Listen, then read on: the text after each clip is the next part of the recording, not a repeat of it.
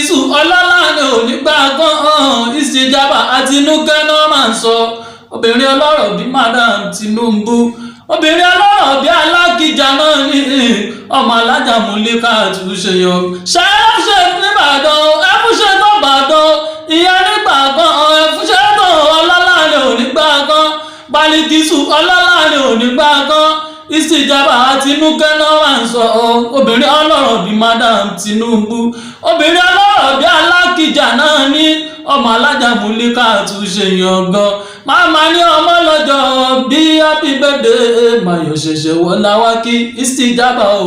Ọmọ lọ́jọ́ bí happy birthday Máyọ̀ ṣẹ̀ṣẹ̀ wọlá wá kí ìsìjàbá o. Aṣọ́pọ̀ náà máa bí wọ́n ṣe bí wọ́n lọ́kọ̀tọ̀ bí wọ́n ṣe rí náà máa padà o. Ọmọ lọ́jọ́ bí happy birthday Máyọ̀ ṣẹ̀ṣẹ̀ wọlá wá kí ìsìjàbá o. Mr. Money Ọlọ́dádé mi nílùú Gabon o. Máyọ̀ ṣẹ̀ṣẹ̀ máa jó ìsìjàbá o. Ọmọ lọ́jọ́ bí happy birthday mami Máyọ̀ ṣẹ̀ṣẹ̀ máa jó ìsìjàbá o. Happy birthday to you. Gbọ́dún ìṣẹ́jú kan ni màmá. Happy birthday.